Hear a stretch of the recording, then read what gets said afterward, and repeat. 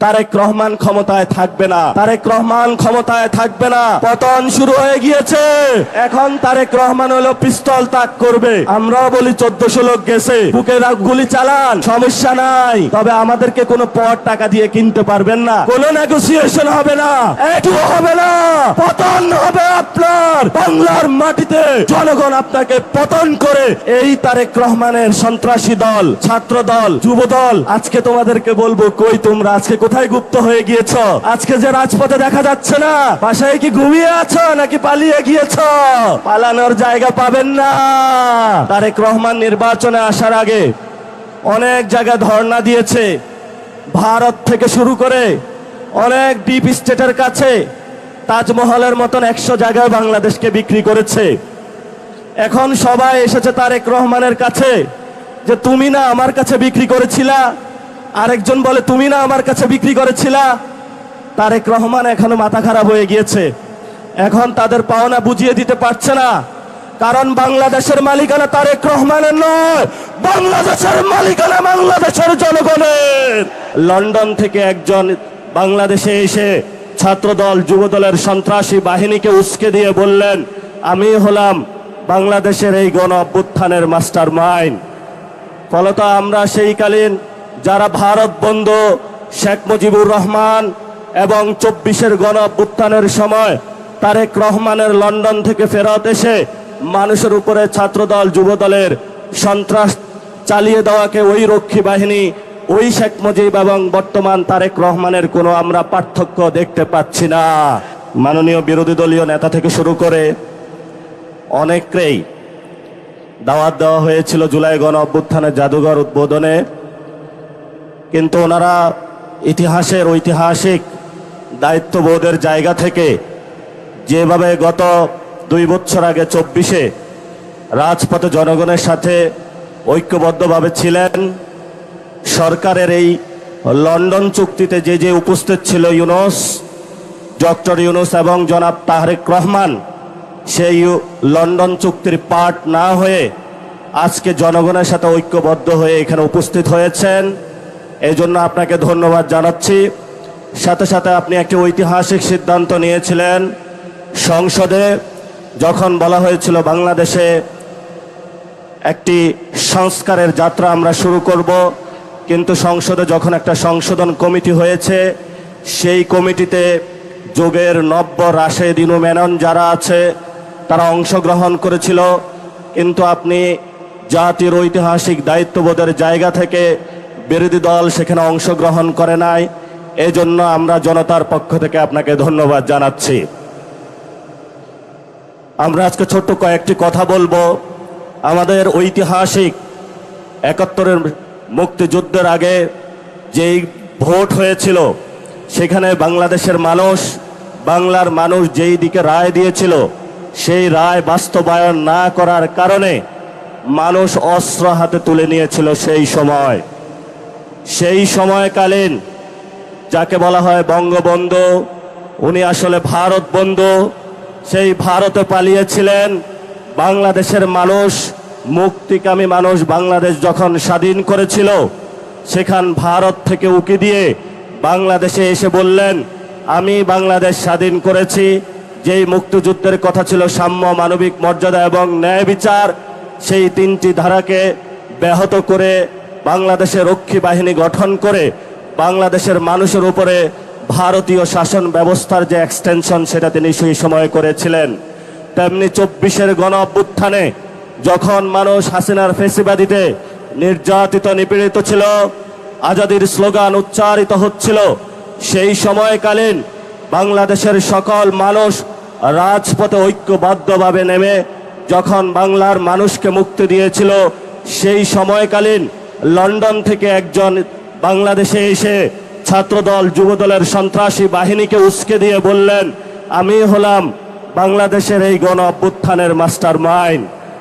ফলত আমরা সেইকালীন যারা ভারত বন্ধু শেখ মুজিবুর রহমান এবং 24-এর গণ অভ্যুত্থানের সময় তারেক রহমানের লন্ডন থেকে ফেরত এসে মানুষের উপরে ছাত্রদল, যুবদলের সন্ত্রাস চালিয়ে দেওয়াকে ওই রক্ষী বাহিনী, ওই শেখ মুজিব এবং বর্তমান তারেক রহমানের কোনো আমরা পার্থক্য দেখতে পাচ্ছি না। যদি আমরা পার্থক্য দেখতে না পাই, তাহলে আমাদের ভবিষ্যতের কাজ কি? ভবিষ্যতের কাজ, কোরআনের একটা আয়াত আমি চরমভাবে বিশ্বাসী। সে আয়াতটি হলো ওয়াআইদ্দু লাহুম মাস্তাতাহুম মিন কুওয়া, তোমাদের যতটুকু আছে ততটুকু নিয়েই প্রস্তুতি গ্রহণ করো। বাকি সাহায্য কোথা থেকে আসবে? সাহায্য কোথায় থেকে আসবে? সেই গণ অভ্যুত্থানের দিন, এখন বাজে 12টা, সকালবেলায় বাংলাদেশ পুরো স্তব্ধ, আর্মি সব জায়গায় করিডোর দিয়ে রেখেছিল। আমি আর নাহিদ একটা বাসায় আবদ্ধ ছিলাম। আমরা সকালবেলায় বের হতে চাইলাম, বলল গুলি করা হবে। যে বাসায় আবদ্ধ ছিলাম একজন শিক্ষককে নিচে পাঠাইলাম, বললাম স্যার একটু দেখে আসুন নিচের কি অবস্থা। স্যার বলল নিচ থেকে উঠে এসে যা আর্মি হলো আমার পেটে হলো গুলি ধরেছে, যাওয়ার কোনো অপশন নাই। আমাদের অনেক ভাই সেই দিন সকালে শহীদ মিনারে অবস্থান নিয়েছিল, সেইখানে অনেক গুলিবিদ্ধ হয়েছিল। ঠিক এই সময়টাতে বাংলার মানুষ সকল ব্যারিকেড ভঙ্গ করে, যেখানে এসএসএফ কে 5 মিনিট দেওয়া হয়েছিল, শেখ হাসিনাকে 5 মিনিট দেওয়া হয়েছিল, যে হয়তো বাংলাদেশের মধ্যে তুমি 5 মিনিটের মধ্যে তোমার এখানে জীবন দিবা অথবা ভারতে পালাবা। সেই সময় আপনারা পুরো বাংলাদেশে ঐক্যবদ্ধভাবে পুরো বাংলার রাজপথে নেমে এসেছিলেন। সেই সময়কালীন 5 তারিখে তারেক রহমান বাংলাদেশে ছিল না। বাংলাদেশে ছিল আমার কৃষক, বাংলাদেশে ছিল মজুর, বাংলাদেশে ছিল রিক্সা চালক, বাংলাদেশে ছিল সবজি বিক্রেতা, বাংলাদেশে ছিল গৃহিণী, বাংলাদেশে ছিল আলেম, বাংলাদেশে ছিল ছাত্র। তারেক রহমানের কোন ছায়া আমরা সেই দিন রাজপথে দেখি না। নতুন করে বাংলাদেশে এসেছে, হালগতি বুঝার আগেই সব সিদ্ধান্ত নেওয়ার শুরু করেছে। আমরা বলেছি আপনাকে স্পষ্টত, আপনি যদি ক্ষমতায় থাকতে হয় আপনি গণভোটের রায় বাস্তবায়ন করতে হবে। যেই পরিস্থিতি পাকিস্তানি জান্তাদের হয়েছিল বাংলার জনগণের রায় না মানার কারণে, সেই পরিস্থিতি আপনার সাথেও হবে। কারণ এই প্রধানমন্ত্রীর চেয়ার এটা আপনার না, এটা বাংলাদেশের জনগণের। ফলত আমাদের চেয়ার নিয়ে কেউ যদি ছিনিমিনি খেলে, আমরা তো সেই চেয়ারকে রক্ষা করতেই হবে আমাদের। আমি ছোট্ট একটা গল্প দিয়ে শেষ করব। তাজমহল একজনে প্রায় 100 বারের মতন বিক্রি করেছিল। সব খরিদ্দার আইসা খুঁজে যে আমি তাজমহলের মালিক, কিন্তু তাজমহলের মালিকানা কি কেউ নিয়েছে? না, ওই ব্যক্তিও হয়েছে, এটা ভারতের সম্পত্তিও ছিল। তারেক রহমান নির্বাচনে আসার আগে অনেক জায়গায় ধর্ণা দিয়েছে, ভারত থেকে শুরু করে অনেক ডিপ স্টেটের কাছে তাজমহলের মতন 100 জায়গায় বাংলাদেশকে বিক্রি করেছে। এখন সবাই এসেছে তারেক রহমানের কাছে যে তুমি না আমার কাছে বিক্রি করেছিলা, আরেকজন বলে তুমি না আমার কাছে বিক্রি করেছিলা। তারেক রহমান এখনো মাথা খারাপ হয়ে গিয়েছে, এখন তাদের পাওনা বুঝিয়ে দিতে পারছে না। কারণ বাংলাদেশের মালিকানা তারেক রহমানের নয়, বাংলাদেশের মালিকানা বাংলাদেশের জনগণের। আমাদেরকে এনশিওর করতে হবে যদি বাংলাদেশের মাটি, বাংলাদেশের বায়ু, বাংলাদেশের পানি ভারত বা অন্য রাষ্ট্রের কাছে কেউ বিক্রি করতে চায় ক্ষমতার লোভে, আমরা রাজপথে থেকে সেই সকল মানুষ থেকে বাংলাদেশের স্বাধীনতা এবং সার্বভৌমত্ব নিশ্চিত করতে হবে। এতে যদি আমাদের জীবনে যায়, আমাদের কোনো পরোয়া আছে? চোখ তুলে নিয়েছে ইন্টারের একজন ছাত্রের, মাথা খারাপ হয়ে গিয়েছে যে চোখ তুলে ওদের। গতকালকে যোগসুর সম্মানিত যিনি নির্বাচিত জিএস, উনি বললেন যে এখানে যোগসুতে যে টেন্ডারটা হবে, এই টেন্ডার কোনো চাঁদাবাজদের হাতে পড়া যাবে না। যখনই এই কথা বলা হয়েছে, ওরা রামদা চাপাতি হক স্টিক নিয়ে সর্বসম্মিলিত ঢাকার যারা সন্ত্রাসী গোষ্ঠী আছে, একটা শিক্ষা প্রতিষ্ঠানে তারা আক্রমণ করেছে। সেখানে আক্রমণ করেই তারা ক্ষান্ত হয়নি। আপনারা দেখেছেন হবিগঞ্জে আমরা চিকিৎসা নিতে পারি নাই, সেখানে হসপিটালে গিয়ে তারা আক্রমণ করেছে। ঢাকাতেও গিয়ে তারা হসপিটালে অ্যাটাক করেছে, সেখানে চিকিৎসা নিতে দেয় নাই। এই তারেক রহমানের সন্ত্রাসী দল, ছাত্র দল, যুব দল, আজকে তোমাদেরকে বলবো, কই তোমরা আজকে কোথায় গুপ্ত হয়ে গিয়েছ? আজকে যে রাজপথে দেখা যাচ্ছে না, বাসায় কি ঘুমিয়ে আছো নাকি পালিয়ে গিয়েছ? পালানোর জায়গা পাবেন না। জনতা জেগে উঠেছে। ইনশাআল্লাহ ভবিষ্যৎ বাংলাদেশে আমাদের একটি শপথ নিতে হবে।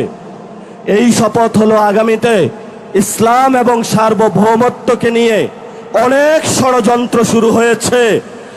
আপনারাই একমাত্র গার্ড, যারা এটা রক্ষা করবেন। জীবন দিয়ে হলো এটা রক্ষা করতে হবে। কারণ গত 53 বছরে অনেকেই বলেছিল যে অনেকেই নাকি বাংলাদেশের স্বাধীনতার সপক্ষের শক্তি। আগামীতে আমরা দেখব কারা বাংলাদেশের পক্ষে, কারা বিপক্ষে, কারা লন্ডনী, কারা দিল্লি আর কারা ঢাকার অনুসারী, সেটা আগামী যুদ্ধে প্রমাণিত হবে। মুখে মুখে বললে প্রমাণ করা হবে না। আমি হেফাজতে ইসলামের ভাইদের একটু উদ্দেশ্য করে বলবো, লড়াইটা এখন বাংলাদেশের সংস্কারের লড়াই। লড়াইটা এখন গণভোটের রায় বাস্তবায়নের লড়াই। লড়াইটা হলো শহীদদের বিচারের লড়াই। আপনারা আসুন, এই লড়াইতে আসুন। আমরা আর কোনো দ্বিধাবিভক্তি চাই না। কারণ বাংলাদেশের মানুষ, এখন বলা হয়ে থাকে মেয়ারে হক, আমি তো মানি সাহাবায়ে কেরাম সত্যের মাপকাঠি। এই যে ছোটখাটো বিষয় নিয়ে আপনারা প্রত্যেকটা মসজিদে বক্তব্য দিচ্ছেন, মানুষের মধ্যে একটা ভুল ধারণা সৃষ্টি করছেন, এইটা করা উচিত না। আমি বলবো আসুন, ঐক্যবদ্ধভাবে আসুন। তারেক রহমান আপনাদেরকে কিছুই দিতে পারবে না। যদি দিতে হয় তাহলে মসজিদের মিনারে বসে আপনার জুলুমতন্ত্রের বিরুদ্ধে কথা বলতে হবে। ইসলাম আমাদেরকে শিখিয়েছে বাতিলের বিরুদ্ধে কথা বলতে হবে, বাতিলের সাথে কোনো নেগোসিয়েশন করে নয়। এই শিক্ষাটা মাদ্রাসায় আপনারা আমাকে দিয়েছেন, সেই শিক্ষা আমরা আপনাদের মধ্যে দেখতে পাচ্ছি না। এই জন্য আপনাদের একজন সন্তান হিসাবে আপনাদের কাছে অনুরোধ করব, আমি হয়তো বেশি দূর কমি মাদ্রাসায় পড়াশোনা করতে পারি নাই, আসুন ঐক্যবদ্ধ হই। 5 তারিখে যেইভাবে চরমনায় হুজুর থেকে শুরু করে 24-এ হেফাজতি বাইরা থেকে শুরু করে কোনো পরিচয় ছিল না, সবাই আমরা রাজপথে ঐক্যবদ্ধভাবে শহীদদের সাথে ছিলাম, আহতদের সাথে ছিলাম, বাংলাদেশের সংস্কারের জন্য ছিলাম। সেই জায়গাটা 2 বছরের পরে আজকেও আপনাদের কাছে আহ্বান রাখলাম, আপনারা আশা করি আসবেন। জাতির এই সংকট মুহূর্তে কয়েকজন এর কারণে আপনারা বিভ্রান্ত হবেন না। তারেক রহমান বাংলাদেশে ভালো কিছু দিতে পারবে না। তারেক রহমানের যখন পতন হবে তখন আইসা মায়া কান্না করে লাভ হবে না, তখন একটু পিছনে পড়ে যাবেন। ইতিহাসের সঠিক সিদ্ধান্ত নিতে হবে।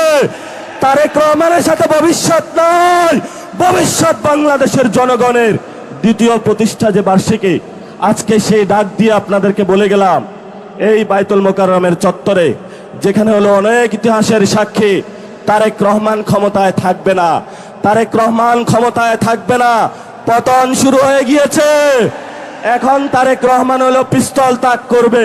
আমরাও বলি 1400 লোক গেছে, বুকে গুলি চালান, সমস্যা নাই। তবে আমাদেরকে কোনো পর টাকা দিয়ে কিনতে পারবেন না, কোনো নেগোসিয়েশন হবে না, একটু হবে না। পতন হবে আপনার বাংলার মাটিতে। জনগণ আপনাকে পতন করে শেখ হাসিনার মতো উচিত শিক্ষা দিয়ে তবে আমরা বাংলাদেশের যে দ্বিতীয় স্বাধীনতার যুদ্ধ, সেটার ভবিষ্যৎ মাত্রা এগিয়ে নিয়ে যাব। সবাই ভালো থাকবেন, নিরাপদে থাকবেন, আশেপাশে দেখে রাখবেন যারা ছাত্রদল, যুবদল, বিএনপির সন্ত্রাসী, তারা যাতে জনগণের উপরে কোনো অত্যাচার না চালাইতে পারে। এবং কোথাও যদি বিদ্যুৎ, গ্যাস এগুলার সংকটে পড়ে, সবাই থালাবাটি, বাসন, কলস নিয়ে রাস্তায় নামবেন। ক্ষমতায় বসেছ, গ্যাস দিতে হবে, বিদ্যুৎ দিতে হবে, সিন্ডিকেট চলবে না, কোনো পণ্যের দাম বাড়ানো যাবে না। যদি না দিতে পারো ক্ষমতা থেকে চলে যান, আমরা ক্ষমতা চালাইতে পারবো ইনশাআল্লাহ।